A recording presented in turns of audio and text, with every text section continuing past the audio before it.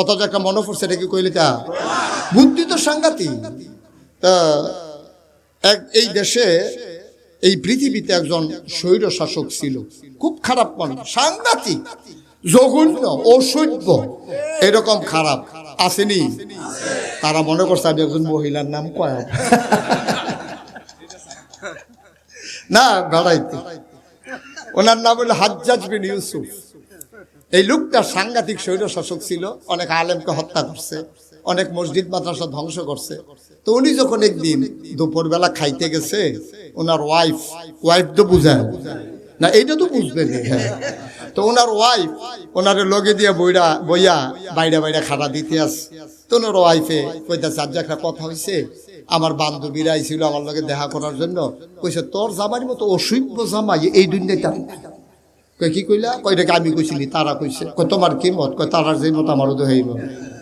আপনি খালি সংসার করতে আসি, বাচ্চা কাচ্চা হয়ে গেছে, গেল লিগে সংসার করতে আসি। আপনার মতো খারাপ মানুষ এই দুনিয়াতে কি আর আসেনি? আপনি যা শুরু করছেন দেশটার ভিতরে, নির্যাতন, নিপীড়ন, গুম, হত্যা, রাহাজানি, লুটতরাজ, যা মনটা ধরে তাই তো আপনি করেন।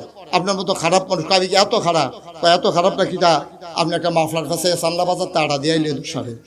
হ্যাঁ বড় বড় একটা মাফলার ফাঁসাইয়া যেন খুশি না যায়, গেছে বাজারও গেছে। পরে ভিক্ষু এবার রাইয়া কয়, স্যার কিছু ভিক্ষা দিয়ে। হ্যাঁ তো আর চিনে না এটা যে রাজা। তো রাজা মনে মনে কয় আমি যে খারাপ মানুষ, আচ্ছা তে কি ধারণা করে, তো ভিক্ষা করে নানান জায়গায় যায়, রাজার সম্পর্কে কি ধারণা তার এই জিগাইয়া শুরু করি। তো জিগাইছে, এই তুই কি ভিক্ষার লাগিয়া কহ একটু ভিক্ষা দিয়া। কয় এই দেশের যে রাজা, এই সম্পর্কে তোর ধারণা কি? কয় না, আমরা এই মুহ লইয়ান না। সাংঘাতিক খারাপ, অসভ্য, যেই সাজা খারাপ, আমরা তার নাম হলোই না। আমরা ভিক্ষা দিলে তার না দিলে না, এই ব্যাপারে আলোচনার দরকার নেই। রাজায় কয় কি মানুষটা কি বেশি? কয় বেশি খারাপ কিতা বুঝেন না, নাম মুহ লই না আর খারাপ কিতা, নামটাও তো আমরা লই না, তার ব্যাপারে কোনো আলোচনা নাই। আপনি ভিক্ষা দিলে দেন, না দিলে না, আমি যাইতাছি, তার নাম কইয়ান না। এখন রাজার রাগ কি কমছে না বাড়ছে? রাজায় কয় বউ যেটা কইছিল তে দিয়ে আরো চেতা, মাত্র বাড়ি এলাম, বেড়া ভিক্ষা করে খাস, রাজা সম্পর্কে এই ধারণা, মাইট তো আর খাইছো না। ডাইরেক্ট কয় কেমনে? রাজায় কইতেছে, আচ্ছা শোনো, মনে করো রাজায় তোমার সামনে দাঁড়াই রইছে, মনে করো রাজায় তোমার সামনে দাঁড়াইয়া তোমার জিগাইতেছে মানুষটা কিরকম, তখন তুমি কি কইবা? তা মনে মনে কয় এই ডে দো, ধরা পড়ে গেছি তো, এই ডে তো রাজা, যেমনি কায়দা মনে করো কইছে, আসলে তো এইটা। এবার চেহারার নমুনা খারাপ, চোখ লাল হয়ে গেছে গা, এই ডে। ভিক্ষুকে চিন্তা করলো, তখন যদি আমি কই তখন তো আমার অবস্থা কাহিল, তখন বাসন কেমনে?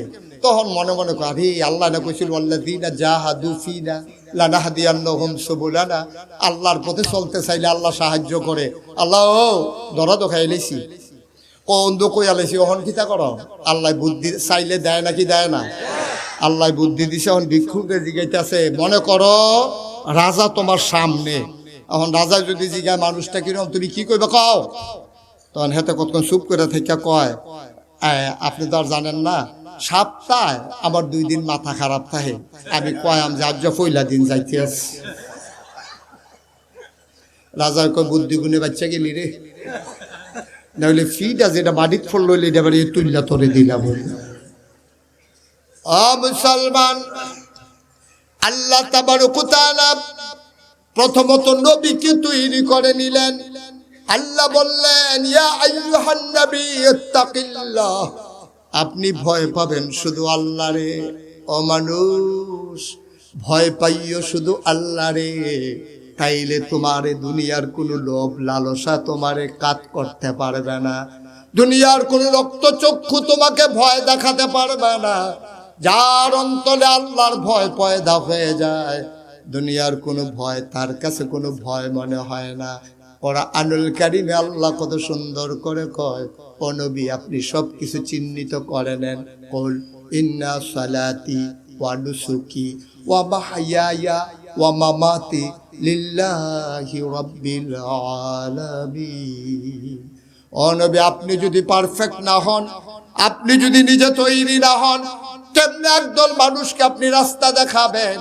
আপনি সব কিছু একদিকে পেছনে ফালাইয়া আপনি ঘোষণা দিয়ে দেন, আমার নামাজ, আমার কোরবানি, আমার জীবন, আমার মরণ কেবলমাত্র শুধুমাত্র একমাত্র লিল্লাহি রাব্বিল আলামিন, শুধুমাত্র কেবলমাত্র ওই আল্লাহ রাব্বুল আলামিনের জন্য, ঠিক কিনা?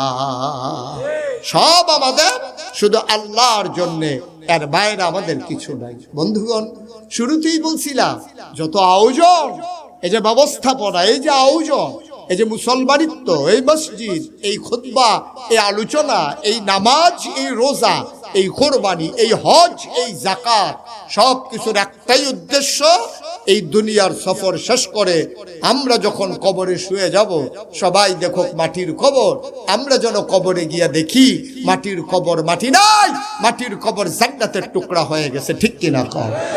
এটাই আমাদের চাওয়া।